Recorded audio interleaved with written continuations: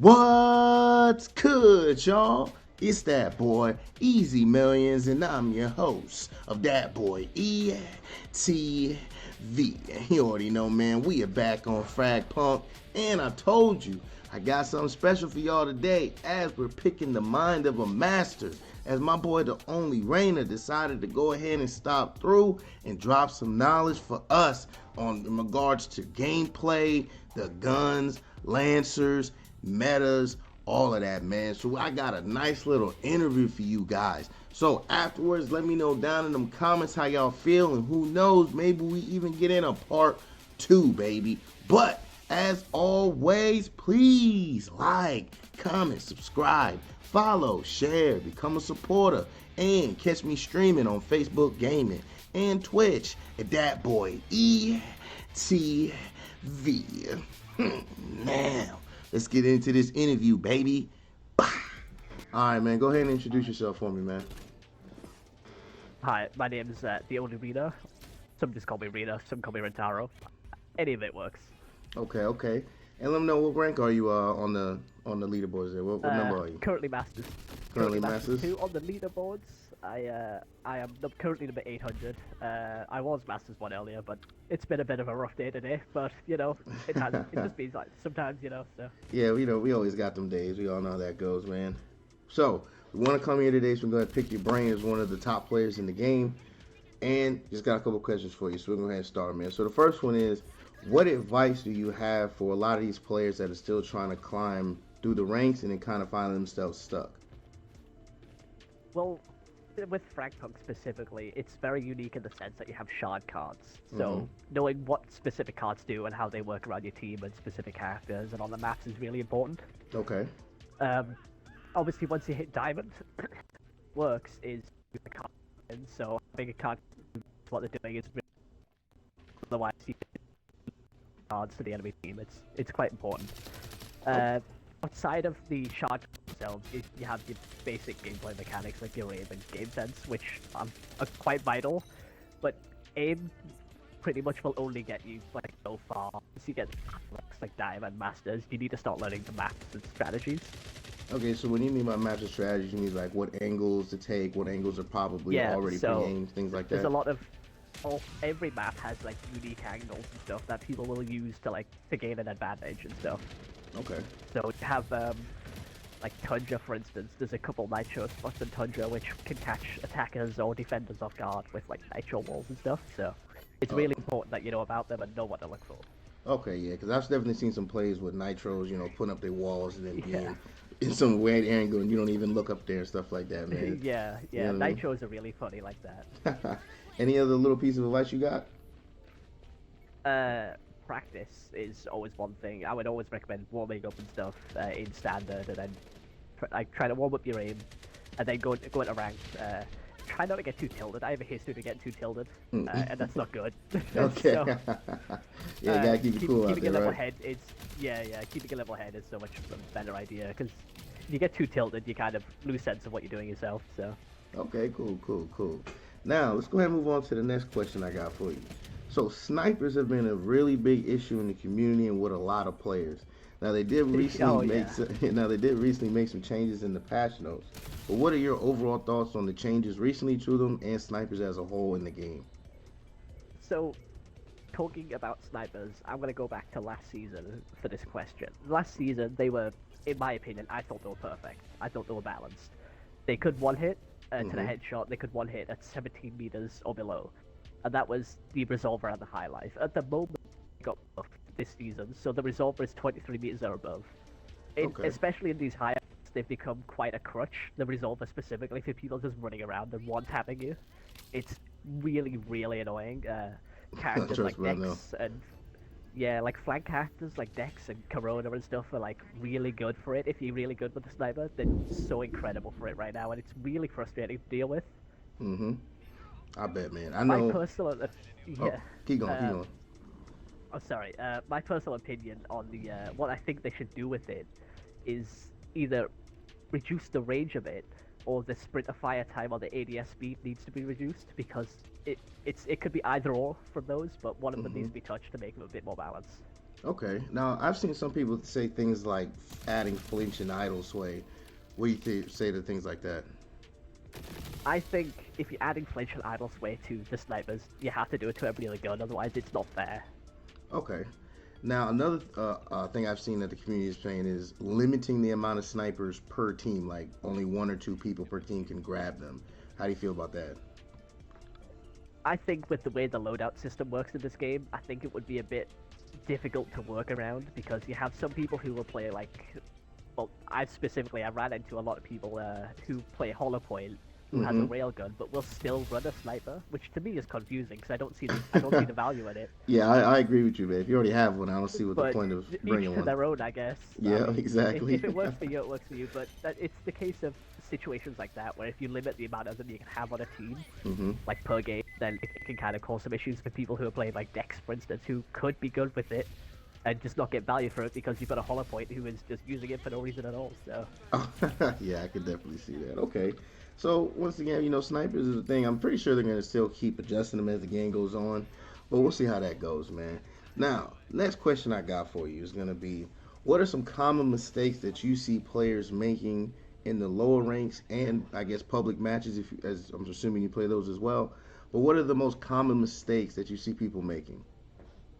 I will tell you the biggest mistake I have noticed across all ranks, and I notice in my ranks specifically at the moment as well, which is a big Mm-hmm. issue, which I specifically try to address myself at the moment. So it's kind of changed my playstyle a lot. Is flank, right? So there's a lot of characters that are really good at flanking. Corona, Dex, Sonar, even Pathogen and Aura are really good at the moment because they can sustain themselves with heals. Okay. So having someone to watch those flanks, whether they have to stay in spawn or whether they have to hold specific angle while your team pushes up the lane you try to push on, it's I think it's really important. If Okay. you don't have someone watching flank, your team can be wiped out so fast. Yeah, and I agree. I know my own personal rank experience. I've seen that a lot where we're going, and now that you mentioned, I probably need to fix that mistake myself because watching the flanks has been very important. I don't know how many times I've seen my team get wiped from people coming up from behind us. Yeah, yeah. Like it's what I started doing myself. I've become a lot more of a passive player because of it. So I'll play like Pathogen or Aura instead now instead of Sonar because I've now put myself in a position to watch those flanks instead for my team. Okay. They can push up the objective and they don't have to worry about their back. So I've got it covered. Because if I don't do it, I don't know if anyone else will. So Yeah, I understand. I understand. yeah. All right, so I started watching the flank. What's one more thing that you see, the big mistakes you see people doing out there? Uh, Angles, specific angles on all of these maps are important. So if say let's use Itzamna as a reference, right? So the new map that came out this season, people will love poking mid, right? They will swing mid with snipers, they'll swing it with like LMGs, assault rifles, they'll grenade pistol it, the blaster. Mm-hmm. If you're gonna push that, you need to have some sort of character or strategy in place to cover it whilst you push it. So if you're attacking, one of the better ways to do it is like Hurricane. So you'll use the Hurricane Tornado to cover the angle known as Tapestry, which is the defender side of mid. Mm-hmm. You can then push in, you can take a short, you can push through mid if you want. It just allows you to clear more angles, like for specific lanes. So angles are really important, and it's definitely really important to be aware of what angles are available throughout the match and at what time and where your team are. If you Okay. use your minimap often. Don't stare at it for too long because if you're an idiot like me, sometimes you look at your minimap at the wrong time and get killed. Oh man, But trust your me, I minimap know. is yeah, it, Oh man. it happens way too often, by the way. Yeah, that and But you're holding the angle and then you be like, okay, nobody's coming, and as yeah, soon as you look away, you get shot. I can't 100%, stand. Oh yeah. man, can't But stand your that. minimap is important because not only does it show the position of the enemy when they're in a gunfight or when your teammate can see them, but also when your traps activate, you can see them on the minimap as well. But Okay. it also shows the location of your teammates, which gives you a bit of a reference of where your team are on the map, how spread out they are, if they're playing together and stuff like that. So your minimap is really important as well because it gives you kind of a sense of what's going on around the map and where. Okay, cool, cool. Now, so the next question is going to be this. So, at the highest levels of plays, and I mean, I guess will really apply to all levels of play. For an individual player, what are the three most important skills he should have? And what I mean by this, like reticle placement, good aim, communication with his teammates, game knowledge, stuff like that. What are the three main things you think each player should have? I'm gonna go into this question assuming the individual is playing with a team, right? So they're in a stack. Is that okay? I can go at this question with that, right? So, Mm-hmm. um, in the sense that your aim doesn't. Well, hold on. Do you play solo at all? No, I typically play the 3 stack. So you play the 3 stack? Okay. Yeah, because at the higher ranks you're limited to what you can play in. So at Yeah. Masters and Diamond it's 3 stack and 2 stack or solo, or Okay. 5 stack. At PM it's only duo or solo or 5 stack. Okay. Okay. But yeah, I would so... never recommend 5 stacking at Masters or higher. That's why it's tough right it's there. not worth it. All right. So Yeah, what are those three things? Aim, I wouldn't really say is the most important, simply because if you have these other skills, your team can pick up your slack for you. Okay. Crosshair placement, though, is vital because most of these guns can want a 2-shot headshot. Mm-hmm. They do so much damage, so crosshair placement is important if you're starting the gunfight yourself. Okay. They can even save you. Say you're getting shot in the back, you turn around, but you've got the better crosshair placement. You can win that gunfight.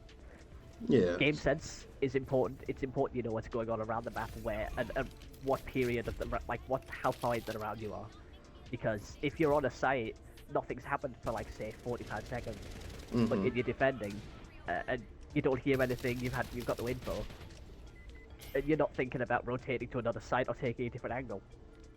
You're just out of the fight. Your team's in a 4v5 somewhere, and you're just not there to help. Your team are at a disadvantage. Okay. So game sense is really important, and honestly, communication and map knowledge, I would like to put into the same kind of category, Okay. because you can do with one or the other really, but communication if you're playing in a team is vital because you need to know the map and the callouts to the map. But the map knowledge itself is very important again.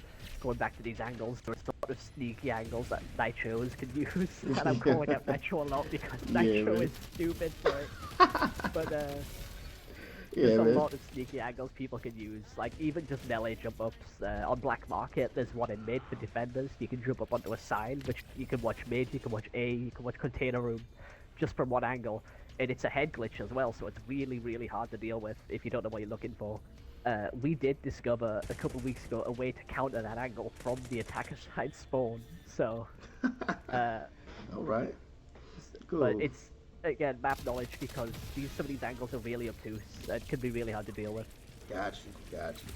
Now, last thing I got for you is this: we got a lot of Lancers, and recently they did just announce a Lancer. I haven't gotten to see what the name is or anything. Have you seen a new name for the Lancer? I think I think it's Ixhua or something along those lines. I actually have it up on my phone. If you give me a second, I can get it back up. Yeah. If you can find that name for us. But while you're doing that, I just want Yeah. you to think. The question is going to be, what Lancers do you feel are most valuable in the game? Like, and what is considered the meta team when you see in higher ranks? At the moment, in the higher ranks, Masters and Punk Master, the two characters you will see pretty much every round at the same time is Pathogen and Aura. Oh, I They're can both believe that. healers. Yeah. Aura, just because she can increase your max HP, she has a scanning ability, and she's like you can with Aura, she possesses a teammate and becomes an orb. Mm-hmm. But she's third person to see around corners, and if you're playing with your teammate, you can communicate to them, and you can third person peek around corners and give them info. For real? It will also, if you're Aura and you see them while third person peeking, it also shows your teammate the person you can see on the mini map as well. So it's so stupid. It's like you usually so see auras broken. attached to like Dexers or Pathogens or like Kismet or Sonar, just because like they can flank. And the one I've seen a lot is Aura attached to Corona or Pathogen because of the sustain. Or Path because she can heal herself whilst Aura's healing her, and the HP you can get is crazy. Oh, I bet. Corona because when he pushes, his ability to put fire on the floor, if he stands in that, he gets a damage reduction. Mm-hmm. I think it's about 10 to 15% damage reduction. She's really powerful with those kind of characters, but Aura and Pathogen are the most played right now. Okay. So I know I main Pathogen personally, so I get that. Now, outside of them two, who do you else usually see a lot? Dex is always very, very powerful because it's clones. So it's the case of if you have they trade a 10 HP clone for like an entire enemy player on their team. It's a crazy value. He's so strong, really powerful, and can be Okay. quite annoying to deal with because he's such a good flanker. And Gotcha. obviously, I'm going back to Nitro because the angles you can get with Nitro are disgusting. I'm telling you, man. I remember there was this game I was playing and I got shot from. I didn't even see her. Like I didn't even think about looking up there. So I know exactly what you're talking about, man. I know exactly what you're talking Yeah. about. Now, are there any There is launches? Oh, go ahead. sorry, there is one other character which the past like couple weeks is like kind of risen a lot. It's due to a couple like incremental buffs here and there. Is Chum. Chum is now so strong. His fish that he puts on the floor, Mm-hmm. uh, they can scan from like a decent distance now, which is really annoying. And it's not just like a ping; it's like a full like wall hack scan. They can full on see you through walls. And they will track you for as long as they can. And what you'll usually see chubs doing is, like, say they know on site, they'll Mm-hmm. smoke the doorway, stand in the smoke, put down a fish, and the fish will just track the person right in front of them, and he just shoots them through the smoke. He's so powerful. He has so much area denial.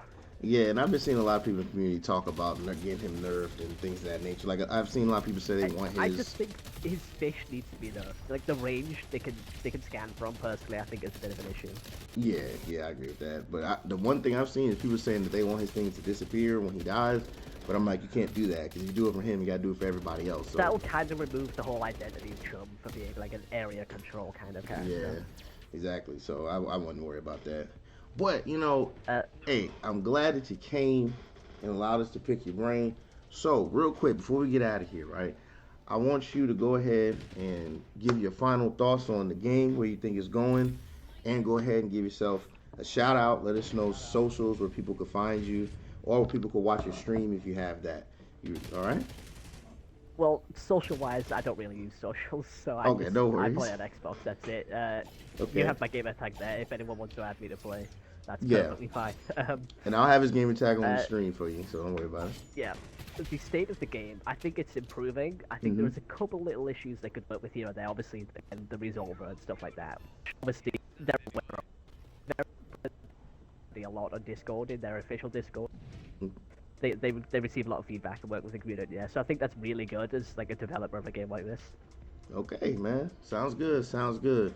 Well, hey, I again, do man. also Oh, go ahead. Go have ahead. the name of the new Lancer for you right here. Oh, yeah. What is it?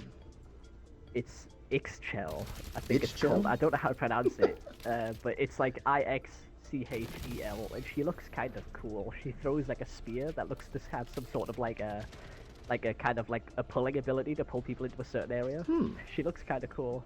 Okay. Yeah, I'm definitely have to look into that and get that posted on the page for everybody Yep, and all that. that's on the FragPunk official website for you to look at now. So Oh yeah, that's what's up. Definitely have to go check that out. But hey, again, I want to thank you, man, for coming through and doing this interview with me and letting us pick your brain on a couple things, man. So I'm gonna let you know when the video. thank you for having me. Oh yeah, it's no problem, man. So, hey, I'm gonna catch you on the next one.